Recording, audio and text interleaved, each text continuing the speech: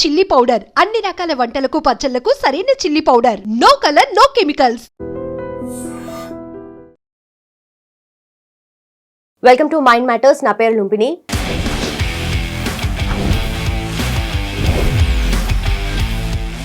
అమ్మాయిలు జాగ్రత్తగా ఉండాలి, ఇది అందరూ చెప్తారు, అందరూ వింటారు. కానీ అబ్బాయిలు కూడా, అది కూడా చిన్న పిల్లలు కూడా జాగ్రత్తగా ఉండాలి అనేది హెచ్చరికగా మారబోతుంది. 5 ఏళ్ల చిన్న బాబుని రేప్ చేసి చంపేశారు. ఈ ఘటనని అసలు మనం ఏ కోణంలో చూడాలి? అసలు ఆ చేసిన దుర్మార్గుడు, వాడి మైండ్ సెట్ ఎలా ఉంది? రేపొద్దున ఇలాంటివే జరుగుతూ ఉంటే తల్లిదండ్రులు ఎంత జాగ్రత్తగా ఉండాలి? అండ్ బయట పిల్లలకి పంపాలి అంటే కూడా ఒక రకమైన ఒక ఆందోళన కానీ ఇలాంటివన్నిటివి మైండ్లోకి వస్తూ ఉంటాయి కదా. అసలు ఎలా జరిగింది, ఏంటి, దీన్ని మనం ఎలా చూడాలి? డిస్కస్ చేద్దాం. ఈ రోజు మనతో పాటున్నారు ప్రముఖ motivational speaker and family counsellor Vijaya Bangar గారు. ఆవిడతో మాట్లాడదాం. అమ్మా నమస్తే. దీని గురించి మనం మాట్లాడాలంటే కూడా మనమంతా అసలు సిగ్గుతో తల వంచుకోవాలో లేకపోతే బాధతో మనము తల వంచుకోవాలో తెలియట్లేదండి. ఇది వరకు అంటే ఇంతవరకు నిన్నటి వరకు మొన్నటి వరకు కొన్ని రోజుల వరకు అబ్బాయిలకు మాత్రమే జాగ్రత్తలు చెప్పేవాళ్ళు తల్లిదండ్రులు కానీ చుట్టుపక్కల వాళ్ళు కానీ ఇంట్లో పెద్దలు కానీ, అమ్మ జాగ్రత్తగా ఉండమ్మా, స్కూల్కి వెళ్తున్నావు, కాలేజీకి వెళ్తున్నావు, నిన్ను నువ్వు రక్షించుకో, లిమిట్స్ దాటకు, చక్కగా మగపిల్లలతో ఎంతలో ఉండాలో అంతలో ఉండని చెప్పేసి జాగ్రత్తలు చెప్పేవాళ్ళు. సరే, అది పాటిస్తున్నారా పాటించడం అనేది అమ్మాయిల ఇది. ఇప్పుడు ఏమిటంటే కొత్తగా అంటే ఇది ఫస్ట్ కాదండి, ఇది వరకు కూడా జరిగింది. ఏంటంటే ఒక అబ్బాయిని లైంగిక దాడి చేయడం, దాని తర్వాత చంపేయడం. అంటే ఇది మొన్న 12న వీళ్ళిద్దరు ఛత్తీస్గఢ్ నుంచి, వీళ్ళు ఒక ఫ్యామిలీ అక్కడి నుంచి వచ్చారండి, ఏదో పని చేసుకుందామని ఇక్కడికి వచ్చారు. సో వాళ్ళు ఛత్తీస్గఢ్ నుంచి వచ్చారు. వాళ్ళిద్దరూ కూడా ఒక టింపర్ డిపోలో పని చేస్తున్నారు పేరెంట్స్. వాళ్ళతో పాటు వాళ్ళకి 2 అమ్మాయిలు, ఒక అబ్బాయి, ఒక 5 ఏళ్ల కుర్రోడు, ఆ చిన్న ఇంకొక అక్క చెల్లెలో వాళ్ళిద్దరు అక్కళ్ళు ఉన్నారు 2. సో వాళ్ళిద్దరితో పాటు ఆ టింబర్ డిపోలోనే కొన్ని రోజుల కిందటే ఇంకొక కుర్రోడు జాయిన్ అయ్యాడు. అతను కూడా మైనరే. సో ఇద్దరు జాయిన్ అయ్యారు. సరే, ఒక చోట పని చేస్తున్నప్పుడు ఆ అబ్బాయి కంటే ఈ అబ్బాయి చిన్నవాడు కాబట్టి జనరల్గా అన్నయ్య కదా, ఆడుకుంటాడు పాడుకుంటాడు అనేసి ఇద్దరు దేస్ టు ప్లే అనమాట. బయటికి వెళ్ళేవాళ్ళు, తీసుకెళ్లేవారు, అలా చేసుకునేవాళ్ళు. తల్లిదండ్రులు కూడా అందులో సస్పెక్ట్ చేయడానికైతే ఏమీ లేదు కదా. ఎవరమైనా మగపిల్లలతో ఆడుకున్నా, ఈ కాలంలో ఆడపిల్లలతో ఆడుకున్నా మనం పెద్ద సస్పెక్ట్ చేయము. వాళ్ళు కూడా అలాంటి అనుమానం ఏం రాలేదు. సరే, ఏదో పని ఉన్నప్పుడు చేసుకుంటేవాడట, పని లేనప్పుడు నేను తీసుకెళ్తాను అంటే సరే తీసుకెళ్ళమని చెప్పేవాళ్ళు తల్లిదండ్రులు కూడా. అందులో ఎవరు అనుమానం పడాల్సింది ఏమీ లేదు. అలాగే జరిగిందండి. 12వ తారీఖు కూడా అలాగే తీసుకెళ్ళాడు. నేను బయటకు తీసుకెళ్తున్నానంటే వాళ్ళు కూడా ఏమనలేదు. సరే, పని లేదు ఆ రోజు, ఏదో తీసుకెళ్తున్నాం కదా. పాప మా అబ్బాయి ఏంటంటే తల్లిదండ్రులతో పాటు అక్కడే ఆ టింబర్ డిపోలో ఉండేవాడు. చిన్నవాడు కదా, తల్లితో పాటు ఉండేవాడు దగ్గరే. పెద్దవాళ్ళు 2 అక్కలు కాబట్టి వాళ్ళిద్దరూ బయట వాళ్ళ ఇంట్లో ఉండేవాళ్ళు, వీళ్ళిద్దరు ఉండేవాళ్ళు. సో ఇలాగే ఏమైందంటే 12వ తారీఖు తీసుకెళ్ళాడు. తీసుకెళ్ళిన తర్వాత మళ్ళీ అతను తీసుకురాలేదు రాత్రి. సరే, అతను మళ్ళీ ఎవరైతే తీసుకెళ్ళాడో ఆ కుర్రోడు కనిపించకుండా పోయాడు. వీళ్ళు 12వ తారీఖు వరకు రాత్రంతా చూసి పగలేం చేశారంటే వెళ్ళి పోలీస్ స్టేషన్లో రిపోర్ట్ ఇచ్చారు. అంటే ఇవాళ 16th, అంటే 2 రోజుల తర్వాత 13వ తారీఖు వెళ్ళి దే స్టార్టెడ్ సర్చింగ్. ఎక్కడా దొరకలేదు ఆ కుర్రోడు. దొరకకపోతే ఇంకా అక్కడ సీసీ కెమెరాస్ చూసుకొని దాన్ని బేస్ చేసుకొని వెళ్తే పాపం పోలీసు వాళ్ళకి ఒక ముళ్ళ పొదలల్లో ఆ కుర్రోడు, ఆ చిన్న అబ్బాయి, 5 సంవత్సరాల అబ్బాయి బట్టలు లేకుండా అచేతనంగా పడిపోయి చనిపోయి ఉన్నాడు. అతనికి మీద ఈ గొంతు పిసికేశాడనమాట ఎవరైతే తీసుకెళ్ళారో ఆ కుర్రోడు. సరే, చంపేశాడా? చంపేయలేదండి. చంపే ముందు అతన్ని సెక్సువల్గా హరాస్ చేసి, అతన్ని అంటే మన భాషలో అయితే అతనిపై అఘాయిత్యం చేసి చంపేశాడు. అంటే దీన్ని మరి మనం ఏం చేయాలో, ఏమనాలో, దీని గురించి మాట్లాడడానికి కూడా మనకు మాటలు రావట్లేదు. అంటే మగపిల్లలతో పాటు మగపిల్లలతో మాట్లాడాలంటే కూడా ఇప్పుడు ఇంకా భయపడాలా? వాళ్ళ హద్దుల్లో వాళ్ళు ఉండాలా? ఇక మగపిల్లలకు కూడా మనం స్కూల్కి వెళ్ళేటప్పుడు జాగ్రత్త, మగపిల్లలతో నీ ఫ్రెండ్స్తో, బాయ్ ఫ్రెండ్స్తో కూడా జాగ్రత్తగా ఉండు అని చెప్పాల్సిన పరిస్థితి వచ్చింది. సో ఇంత చేస్తే పాపం ఆ తల్లిదండ్రికి చాలా కడుపు సోకమండి చూడగానే. వాళ్ళు అసలు ఫస్ట్ మిస్సింగ్ అయ్యంటే సరే, ఎక్కడో ఆడుకుంటున్నాడు, రాత్రిపూట ఎక్కడో పడుకున్నాడు, చిన్నవాడు కదా అనుకున్నారే. కానీ ఇలాంటి పరిస్థితుల్లో చనిపోయాడు, ఇలా చంపేశారు అనగానే ఒకసారి నిజంగానే మనం ఆలోచించుకుంటే ఆ తల్లిదండ్రి గుండె ఎంత బద్దలై ఉంటుందో మనం ఒకసారి ఊహించుకుంటే నిజంగా మన కళ్ళల్లో కూడా నీళ్ళు వస్తాయి. అంత డీప్ గా అంటే ఆలోచిస్తే అనుకుంటారు కదా, అంతే చిన్న బాబుని ఏం చేస్తారు, ఎట్లా చేస్తారు, అసలు ఏమవుతుంది అనేది అర్థం అవ్వదు కదా. అదే కదా. సో ఇది ఊహాకందనిది జరిగింది అనమాట. అసలు ఎవ్వరు ఊహించింది జరిగింది. తల్లిదండ్రులు కూడా అనుకున్నారు ప్రతిరోజు తీసుకెళ్తున్నాడు కదా, అలాగే తీసుకుంటాడు, రాత్రి అయిపోయింది కదా పడుకొని ఉంటాడు వాడితో పాటు వాళ్ళ ఇంట్లో అని అనుకుని ఉంటారు. కానీ ఇలా జరుగుతుందని మాత్రం వాళ్ళు ఊహించలేదండి. సో వాళ్ళు తర్వాత ఏంటంటే ఎలా తెలుసు ఏంటి అంటే, ప్రతిరోజు మాతో పాటు అతను పనిచేసేవాడు. 2 నెలల కిందట ఏమో వచ్చాడు, మాతో పాటు ఉండేవాడు. మా దగ్గర అంటే చిన్నవాడు కాబట్టి మాతో పాటు ఉండేవాడు మా అబ్బాయి. ఇద్దరు ఆడుకుంటేవాళ్ళు. మొన్న కూడా అట్లాగే తీసుకెళ్ళాడని అనుకున్నాం, కానీ ఇలా అవుతుందని అనుకోలేదు అని వాళ్ళు చెప్పి గుండెలు అవిసలాగా ఏడుస్తున్నారనమాట. సో దీనికంతటికి కారణం ఏంటంటే మళ్ళీ మళ్ళీ మళ్ళీ ఏమిటి అంటే, సోషల్ మీడియాలో మీరు ఎంత బాగుపడడానికి ఎన్ని దారులు ఉన్నాయో, చెడిపోవడానికి కూడా అన్ని దారులు ఉన్నాయన్నమాట. చిన్నపిల్లలు, సో వాళ్ళకేం రిస్ట్రిక్షన్స్ ఉండవు, ఏది పడితే అది చూడొచ్చు. అంటే తల్లిదండ్రులు దాన్ని లాక్ చేయాలి అనే ఎడ్యుకేషన్, అంటే వాళ్ళు ఆ పరిస్థితులలో ఎడ్యుకేషన్ అంత ఉండకపోవచ్చు వాళ్ళకి, వీళ్ళు ఏదో చూస్తారని పెద్దవాళ్ళు ఎవరు లాక్ చేసేయట్లేదు.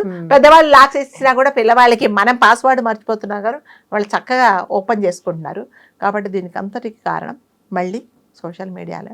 అంటే పిల్లల ఆలోచనలు ఎలా పోతున్నాయి, ఎలా ఆలోచిస్తున్నారు, వాళ్ళు ఏ విధంగా అంటే మంచిని చూడకుండా ఇలాంటి చెడు ఆలోచనలు చేసేసుకొని, అంటే చంపడం అనేదే ఒక పెద్ద నేరం అండి. తీసుకెళ్ళి ఇంకొక అంటే ఒక మనిషి ఒక సేమ్ జెండరు అలా చేశాడు అంటే చంటి పిల్లవాడు, వాడికి ఏం తెలుసండి, బిస్కెట్స్ ఇస్తానని తీసుకెళ్ళాడు. వాడు నిజంగా చనిపోయేటప్పుడు వాడు వీడి మీద నిజంగా పడి ఆ విధంగా చేస్తున్నప్పుడు నిజంగా ఆ అబ్బాయి ఎంత నరకం అనుభవించాడో మనము అనుకుంటే మాత్రం మనకి అసలు వర్ణాతీతం ఆ బాధ అనేది. సో అలా చేశాడు అని అంటే ఇదేంటికంటే కారణము మగపిల్లలే కాదు, ఆడపిల్లలు కాదు, ఎవరైనా సరే ఆ యూట్యూబ్లో చూడడము, ఇవన్నీ నేర్చుకోవడము, ఇవన్నీ ఎలా ఇంప్లిమెంట్ చేయాలని ఆలోచించుకోవడం అన్నమాట.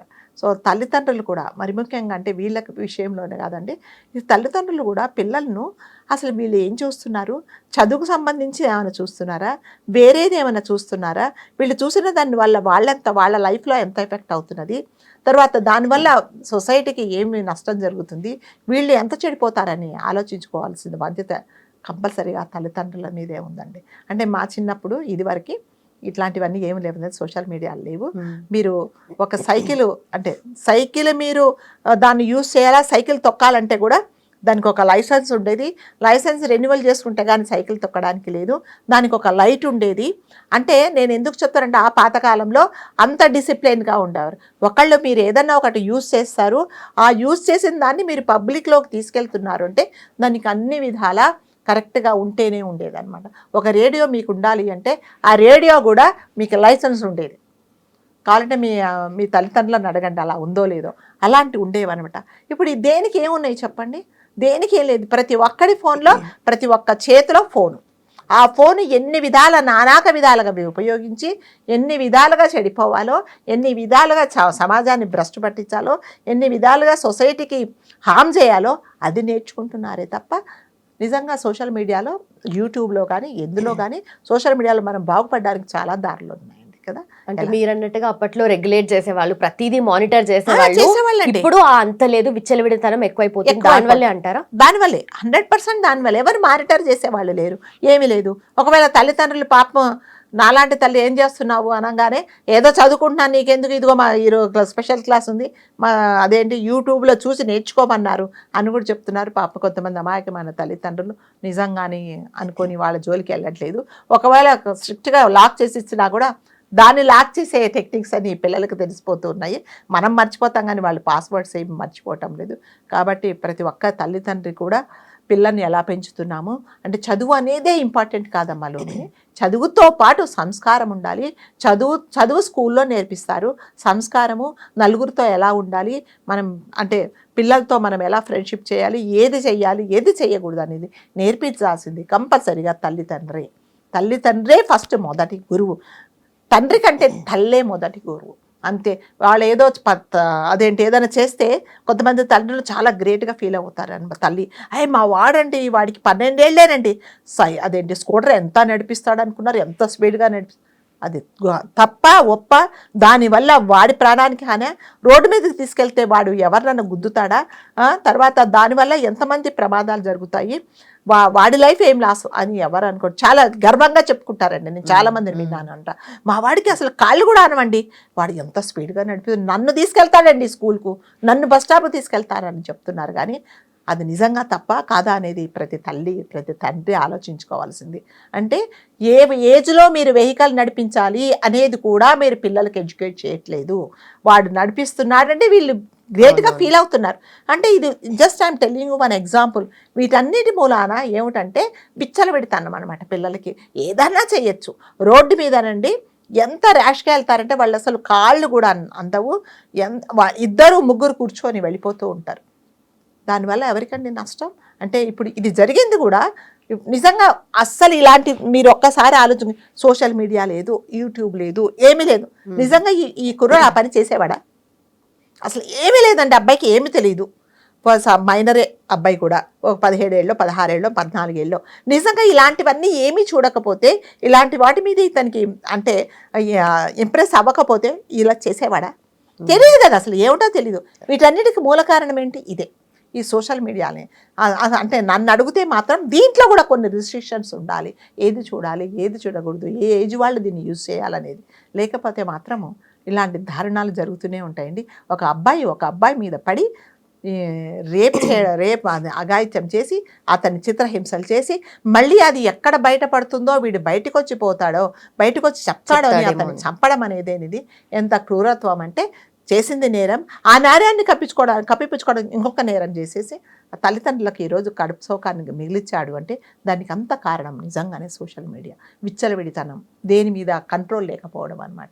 కాబట్టి ప్రతి ఒక్కరికి మనం మీడియా ద్వారా ప్రతి ఒక్కరికి అప్పీల్ చేయడం ఏంటంటే, దయచేసి మీ పిల్లలు ఏం చేస్తున్నారు, అంటే ఎంతవరకు అవసరమో వాళ్ళు చూసే యూట్యూబ్లో కానీ వేరేది కానీ ఒకసారి మీరు కూడా చూడండి. మీ పిల్లలు ఏదో తప్పు సో అదేంటి వెహికల్ నడిపితే అదే పెద్ద గ్రేట్గా ఫీల్ అవ్వకండి. ఎవరినన్నా పెద్దవాళ్ళని ఎదిరించి మాట్లాడితే, మా వాడిది ఎవరిని లెక్క చేయడండి, ఎవరినైనా ఇలా మాట్లాడతాడంటే కూడా చాలామంది తల్లిదండ్రులు, అది ఎంతవరకు కరెక్టు, పెద్దవాళ్ళకి రెస్పెక్ట్ ఇస్తున్నారా లేదా అనేది కూడా ప్రతి ఒక్కరూ ప్రతి ఇంట్లో తల్లిదండ్రులు నేర్పించాలి. అట్లాగే దీని ద్వారా మనం తెలుసుకోవడం ఏంటంటే, మగపిల్లలు కూడా జాగ్రత్తగా ఉండండి. ఎవరితో స్నేహాలు ఎంత చేయాలో అంతనే చేయండి, ఎవరిని నమ్మకండి అని మాత్రం మనం చెప్తాం. కానీ తెలిసిపోతుంది ఇలాంటి వాళ్ళు కొంచెం డిఫరెంట్ గా బిహేవ్ చేస్తేనే, అబ్జర్వ్ చేస్తే కొంచెం ఐడియా వస్తుంది కాబట్టి మనకు కూడా. అండ్ ఆల్సో ఇప్పుడు మేడం మీరు అన్నట్టుగా సోషల్ మీడియా వల్ల, మొబైల్ ఫోన్ వల్ల అని అన్నారు, టెక్నాలజికలీ చూసుకుంటే మనం ఇంకా ముందుకి వెళ్తూనే ఉంటాము, డెఫినెట్లీ వెళ్తాము. మరి ఆ లెక్కన మనం తీసుకోవాల్సిన జాగ్రత్తలు కూడా పెరగాలి. అదేనండి నేను చెప్తున్నా, ఏదైనా సరే ప్రాపర్ గా యూజ్ చేస్తే మనం నిజంగానే ఇంకా చాలా ముందుకెళ్తాం. కానీ దాన్ని ప్రాపర్గా ఎంతమంది యూజ్ చేస్తున్నారు చెప్పండి. దానివల్ల నిజంగానే ప్రతి ఒక్కరి చేతిలో ఇద్దరు ఫ్రెండ్స్ కలిసారనుకోండి అమ్మా, ఇద్దరు మాట్లాడుకుంటారా? మాట్లాడుకోరు. ఎవడు యూట్యూబ్ వాడు తీసుకుంటాడు, ఎవడి ఫోన్ ఆడు చూసుకుంటాడు. మరి మీ ఇద్దరు కలుసుకోవడం ఎందుకు? మీరు ఎక్కడైనా చూడండి, బస్ స్టాప్లలో కానీ, ఫ్రెండ్స్ దగ్గర కానీ, ఏ హోటల్లో కూడా ఎవరితో మాట్లాడుకోరు. ఎవరి ఫోన్లో వాళ్ళు చూసుకుంటూ ఉంటారు. లేకపోతే ఒక ఫోన్ మీద నలుగురు పడి చూస్తారు. మరి ఇంకా ఎక్కడ మంచి మాటలు మాట్లాడుకుండేది, మంచి విషయాలు షేర్ చేసుకుండేది ఏముంటుంది చెప్పండి? అంతసేపు వచ్చి వాడు చూసింది ఈ దరిద్రాన్ని వీడికి చూపిస్తాడు అనమాట. అందుకని మీరు అన్నట్టుగా సోషల్ మీడియాలో చూసినందువల్ల పాడైపోతారని చెప్పట్లేదు. అందులో ఎలా పాడైపోవాలో తెలుసు, ఎలా జీవితంలో ఎలా బాగుపడాలో కూడా తెలుసు. అవి చూడట్లేదు ఎవరు. ఇప్పుడు వీడు ఈ పని చేశాడు అంటే నిజంగా స్వతహాగా వాడికి తెలుసా? తెలీదు. ఏది? ఇదే ప్రభావం అన్నమాట. అంటే ఇందులో కూడా దొంగతనం ఎలా చేయాలో చూపిస్తున్నారు, ఒక మనిషిని ఎలా పడి అఘాయిత్యం ఎలా చేయాలో చూపిస్తున్నారు, అన్నీ చూపిస్తున్నారు. అట్ ది సేమ్ టైం మనం ఎంత జాగ్రత్తగా ఉండాలి, మనం ఎంత సేఫ్గా ఉండాలి, మనము ఎలా ఉంటే సేఫ్గా ఉంటామనేది కూడా చూపిస్తున్నారు. అది చూపించట్లే, అది ఎవరు చూడట్లేదు. అంటే ఎంతసేపు చూసినా కూడా చెడుదారి పెట్టడానికే ట్రై చేస్తున్నారు. కాబట్టి మగపిల్లలు కూడా, సో ఆడపిల్లలు ఇన్ని రోజులు మనం మాట్లాడుకుంటే వల్ల ఆడపిల్లలు జాగ్రత్తగా ఉండండి మగవాళ్ళ పట్ల అనేసి.